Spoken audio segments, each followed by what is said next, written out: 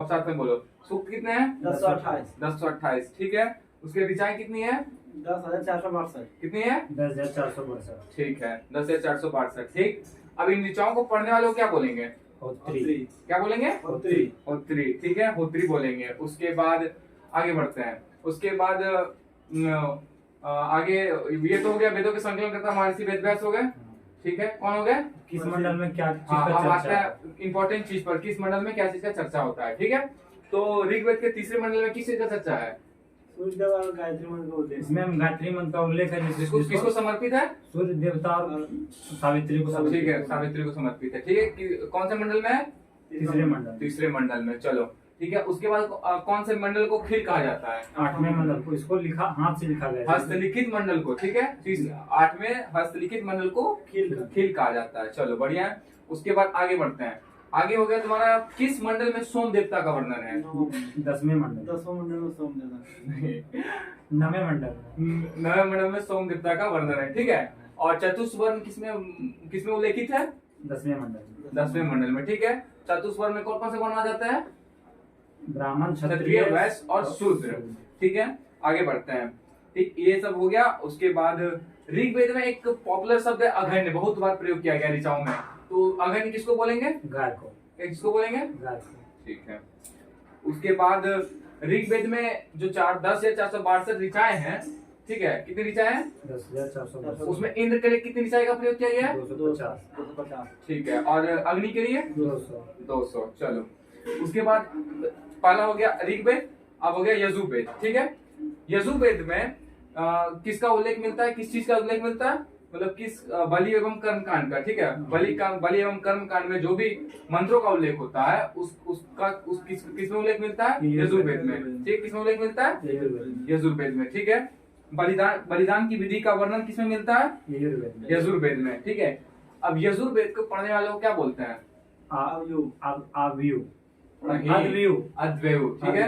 यजुर्वेद को पढ़ने वाले को क्या बोलते हैं? क्या बोलते हैं? यजुर्वेद को पढ़ने वाले को क्या बोलते हैं? अद्वैव ठीक है। उसके बाद आगे, अब ऐसा कौन सा वेद है, अगर क्वेश्चन पूछा जाएगा कि ऐसा कौन सा वेद है जो गद एवं पद दोनों में लिखा गया है? यजुर्वेद ठीक है। गद एवं पद में कौन सा वेद लिखा गया? यजुर्वेद ठीक है। यजुर्वेद। उसके बाद आते हैं सामवेद ठीक। ये स्रोत के आधार पर भी पढ़ रहे हैं हम लोग ठीक है। जब फिर हड़प्पा सभ्यता के पतन के बाद जब हम लोग वैदिक काल, उत्तर वैदिक काल में आएंगे तो उसके बाद धीरे धीरे क्रमिक रूप से वेदों का लिखित के रूप में मतलब और अन्य जानकारियां भी प्राप्त करेंगे ठीक है। अभी बढ़ते हैं स्रोत के आधार पे। अब आता है कौन सा वेद? सामवेद। सामवेद अच्छा, किस वेद को अगर क्वेश्चन पूछे किस वेद को भारतीय संगीत का जनक कहा जाता है तो क्या बोलेंगे? सामवेद को भारतीय संगीत का जनक कहा जाता है ठीक है। सुनो, सामवेद का शाब्दिक अर्थ गान से है ठीक है। इस वेद में मुख्यतः यज्ञों के अवसर पर गाए जाने वाले ऋचाओं का संकलन है ठीक है। इसके पाठकर्ता को क्या बोलते हैं? जो इसको पढ़ता है उसको क्या बोलते हैं? आहोत्री। उदात्री ठीक है। क्या बोलते हैं? क्या बोलते हैं? उदात्री ठीक है। इसमें देखो आगे लिखा हुआ है इसी के भारतीय संगीत का जनक कहा जाता है ठीक है। उसके बाद आता है कौन सा वेद? अर्थवेद ठीक। अर्थवेद किसके द्वारा लिखा गया? अर्थवेद अथर्वा ऋषि के द्वारा लिखा गया अर्थवेद ठीक है। अर्थवेद में कितने मंत्र हैं? 731 मंत्र। 731 मंत्र। और कितने पद हैं? 6,000 पद हैं ठीक है। चलो बढ़िया बात है। उसमें बाद इसे कुछ मंत्र ऋग्वैदिक मंत्रों से भी प्राचीनतर हैं। मतलब इसका अर्थ क्या हुआ कि इसमें जो अर्थवेद में मंत्र हैं वो ऋग्वेद से भी पुराने मंत्र हैं कुछ ठीक है। जैसे कि सबसे पुराना वेद कौन सा है? ऋग्वेद ठीक। लेकिन इसके जो मंत्र है इस ऋग्वेद से भी पुराने माने जाते हैं ठीक है। उसके बाद आगे सुनो, अर्थवेद में किसकी निंदा की गई है? किसके जन्म की? कन्याओं की जन्म की निंदा की गई है ठीक है। आगे बढ़ते हैं। ऐतिहासिक दृष्टि से अर्थवेद का महत्व इस बात में है इसमें सामान्य मनुष्य के विचारों और अंधविश्वासों का वर्णन मिलता है ठीक है। जैसे कि अर्थवेद में किसका उल्लेख अधिकतर मिलता है? अंधविश्वास, जादू, टोने, टोटके, इस सब का अधिक उल्लेख मिलता है। अधिक मंत्रों का उल्लेख इसमें मिलता है अर्थवेद में ठीक है। उसके बाद आगे बढ़ते हैं। अर्थवेद में किसको कुरुओं का राजा कहा गया है? परीक्षित को ठीक है। परीक्षित को कुरुओं का राजा कहा गया है ठीक है। उस अब अर्थवेद में ये बताते हैं कि उस टाइम कुरु जो देश था वो अत्यधिक संपन्न था ठीक है। आगे बढ़ते हैं। अच्छा, प्रजापति का नाम सुना है? इसमें सभा एवं समिति को प्रजापति की दो पुत्रियां माना गया है, ठीक है। प्रजापति एवं प्रजापति की दो पुत्रियां किसको माना गया है? सभा एवं समिति को। सभा एवं समिति किसकी पुत्री माना गया है? किसकी पुत्री माना गया? प्रजापति। प्रजापति की पुत्रियां कौन है?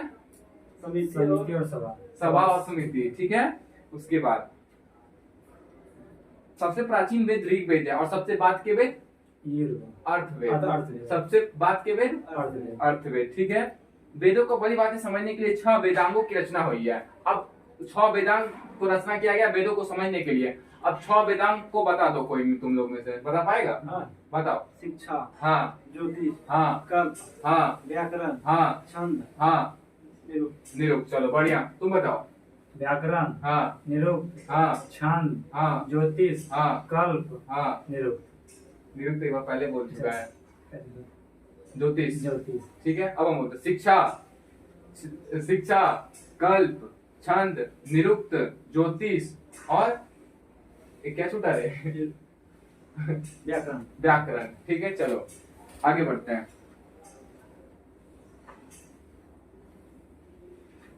अधिकतर पुराण सरल संस्कृति श्लोक में लिखे गए हैं।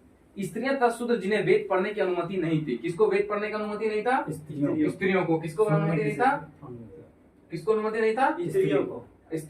परंतु वे पुराण सुन सकते थे। पुराणों का पाठ पुजारी मंदिरों में किया करते थे, ठीक है। आगे सबसे देखो थोड़ा इंपॉर्टेंट क्वेश्चन है। स्त्री को सर्वाधिक गिरी हुई स्थिति कहाँ कहा गया है? कौन सी संहिता में? मैत्रिणी संहिता में। स्त्री को सबसे गिरी हुई स्थिति मैत्रिणी संहिता में कहा गया है, ठीक है। जिसमें जुआ और शराब की भांति स्त्री को पुरुष का तीसरा मुख्य दोष बताया गया है, ठीक है, समझा। उसके बाद अच्छा कल एक और क्वेश्चन है, ठीक है। बैक टू बैक क्वेश्चन तुम्हारे लिए 1 लाख के लिए। चलो बताओ, 4 आश्रमों का उल्लेख किसमें मिलता है? जावलोक में। चलो जावलोक उपनिषद में, ठीक है। और बताओ, और तुमसे पूछते हैं, ठीक है। किस ब्राह्मण में एक हिंट दे दिया है? जनपद ब्राह्मण में नहीं, सतपद। क्वेश्चन तो सुनो पहले। किस ब्राह्मण में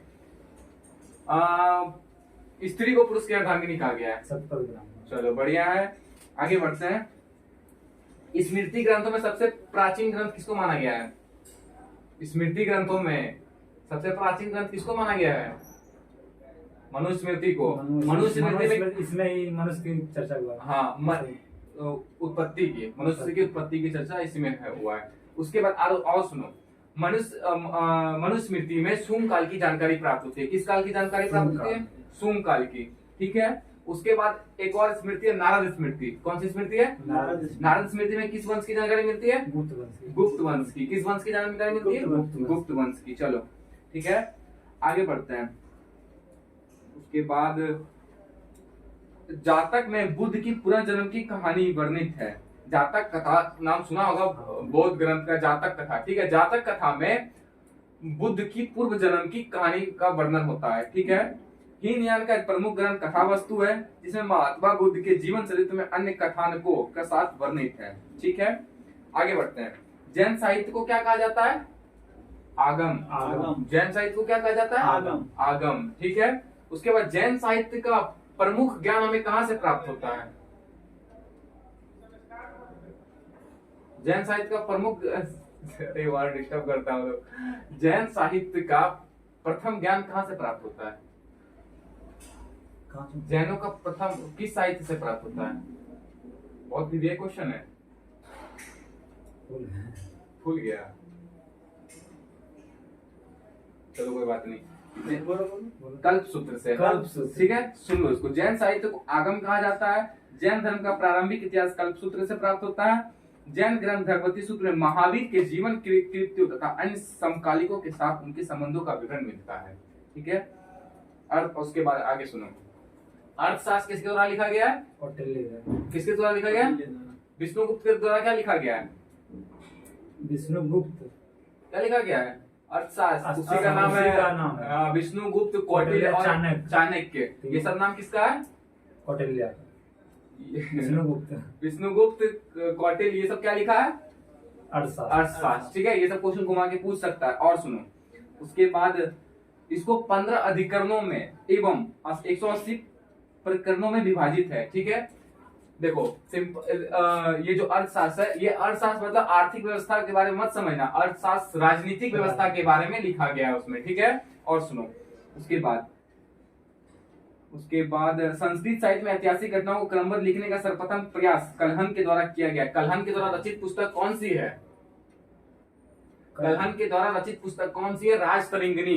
ठीक है, राजतरंगिणी कश्मीर के राजाओं का वर्णन मिलता है राजतरंगिणी में। ठीक है, कश्मीर का इतिहास मिलता है, कश्मीर का इतिहास। ठीक है, उसके बाद अरबों की सिंध का विजय चर्चनामा में सुरक्षित है।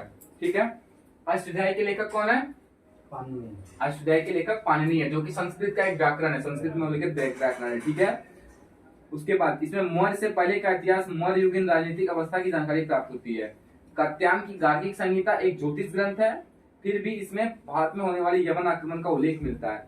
अब देखो एक और भी क्वेश्चन के रूप में समझो, पतंजलि किसका पुरोहित था? पुष्यमित्र सूंग का। किसका पुरोहित था? सूंग का। पतंजलि क्या लिखा था? महाभाष्य। पतंजलि क्या लिखा था? महाभाष्य। चलो ठीक है, और आगे बढ़ते हैं। ठीक, अब हम लोग क्या क्या कंप्लीट कर चुके हैं? पहला तो हम लोग क्या कंप्लीट किए हैं? धर्म ग्रंथ। ठीक है, धर्म ग्रंथ के बाद आते हैं हम लोग विदेशी के विवरण पर।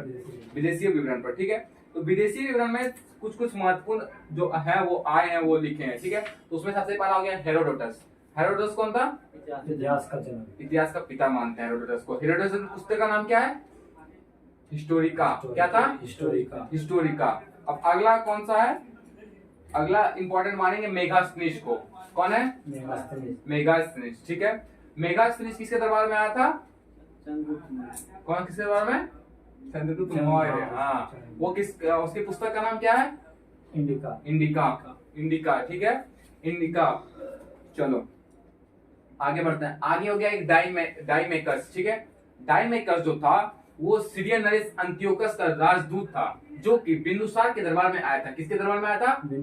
बिंदुसार के दरबार में आया था। ठीक है, तो बिंदुसार के दरबार के जब में आया था तो किसका उल्लेख करेगा? वो किस वंश का उल्लेख करेगा?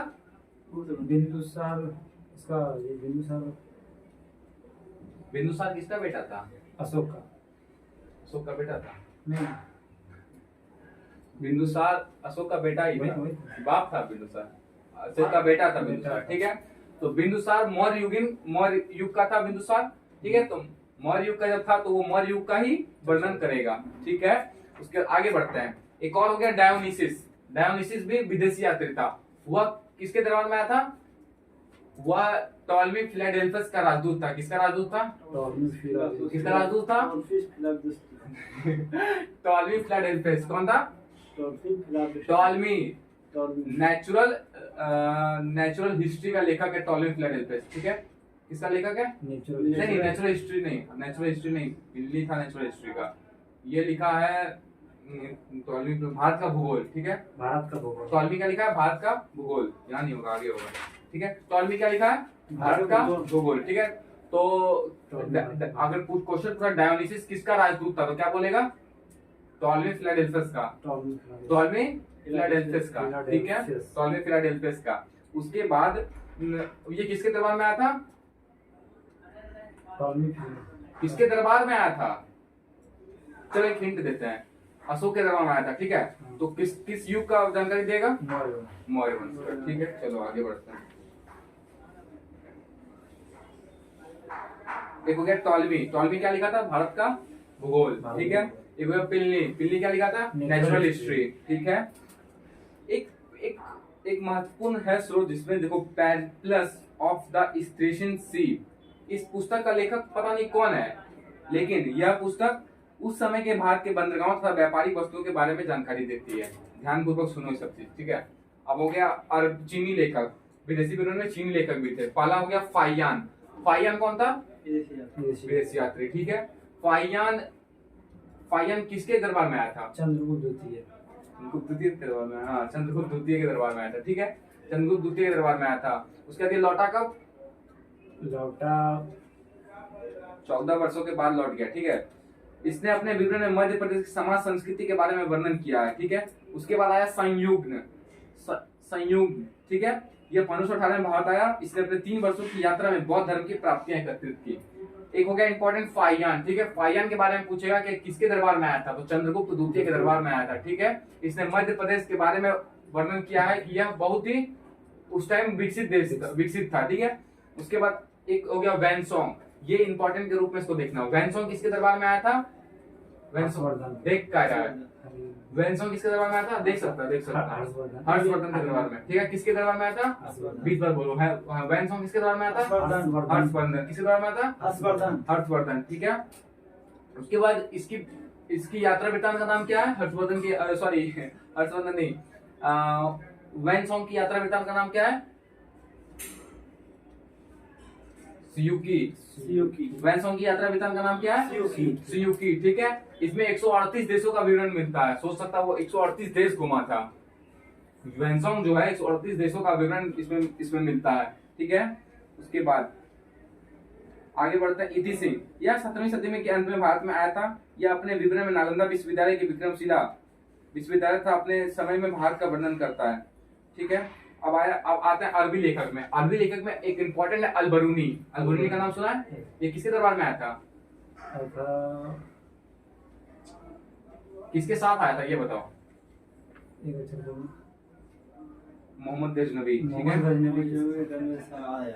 किसके साथ? मोहम्मद गजनवी के साथ आया था। हाँ आया था, ठीक है। उसके बाद इसके दरबार में इसका यात्रा नहीं, इसके दरबार में किसके दरबार में था ये तो नहीं लिखा हुआ है। उसके बाद इसका पूछता सबसे इंपॉर्टेंट चीज का यात्रा वृत्तांत का नाम क्या था? अल-बरूनी का यात्रा वृत्तांत का किताब का नाम क्या था? अल-बरूनी का यात्रा वृत्तांत था किताब उल हिंद, ठीक है। क्या था? किताबुल हिंद। क्या था? किताबुल हिंद। किसका था किताबुल हिंद? अल-बरूनी का, ठीक है। अब एक और अगला इंपॉर्टेंट हो गया इब्न बतूता। कौन था? Ibn Battuta. नाम थोड़ा टेढ़ा मेढ़ा है लेकिन याद करना पड़ेगा क्योंकि इंपॉर्टेंट है ये सब। इब्न बतूता किसके दरबार में आया था? मोहम्मद बिन तुगलक। किसके दरबार में आया था? मोहम्मद बिन तुगलक। देखो अब इसकी यात्रा वृत्तांत को क्या बोलता है? रेहला, ठीक है। इसकी यात्रा वृत्तांत को क्या बोलता है? रेहला, ठीक है। और एक इंपॉर्टेंट चीज सुन लो, देखो जब इब्न बतूता आया ना तो इससे प्रसन्न होकर इसके कामकाज से या फिर इसके अध्याय से मतलब इसकी जानकारी से प्राप्त होकर मोहम्मद बिन तुगलक ने इसको दिल्ली का काजी बना दिया, ठीक है। दिल्ली का काजी बना दिया, सुन रहा है? काजी न्यायाधीश नियुक्त किया, ठीक। काजी है न्यायाधीश नियुक्त किया, ठीक है। सुनो अब आगे। पहला हो गया अल-बरूनी। यह मोहम्मद गजनवी के साथ भारत आया। अरबी में लिखी गई उसकी कृति किताब उल हिंद या तहकीक ए हिंद, भारत की खोज, आज भी इतिहासकारों के लिए एक महत्वपूर्ण स्रोत है। यह एक विस्तृत ग्रंथ है जो कि धर्म और दर्शन त्योहार वैसे करने से काम नहीं देगा। सुनो बात को, इतिहासकारों जो धर्म ग्रंथ और दर्शन त्योहार, खगोल विज्ञान, किर्मिया, रीति रिवाज तथा प्रथा, सामाजिक जीवन तौर, भारत तौर पर मापन विधियों, मूर्तिकला, कानून, मापदंड, विज्ञान आदि विषयों के आधार पर 80 अध्यायों के विभाजित है। इसमें राजपूत कालीन समाज में धर्म, रिवाज, राजनीतिक, ये खत्म होगा तभी आगे कुछ बढ़ेंगे, आदि सुंदर प्रकाश डाला गया। इब्न बतूता इसके द्वारा अरबी भाषा में लिखा गया उसका यात्रा वृत्तांत इसे रेहला कहा जाता है। क्या कहा जाता है? रेहला, ठीक है। 14वीं सदी में भारतीय उपमहाद्वीप के सामाजिक तथा सांस्कृतिक जीवन में के विषय में यह बहुत ही प्रचुर था। इसमें रोचक जानकारी देता। 1333 में दिल्ली पहुंचने वाला यह विद्वता से प्रभावित होकर सुल्तान मोहम्मद बिन तुगलक ने उसे दिल्ली का काजी बना दिया, काजी या न्यायाधीश बना दिया। अब ये डायरेक्ट क्वेश्चन पूछेगा कि मोहम्मद बिन तुगलक ने दिल्ली का काजी किसे बनाया गया था?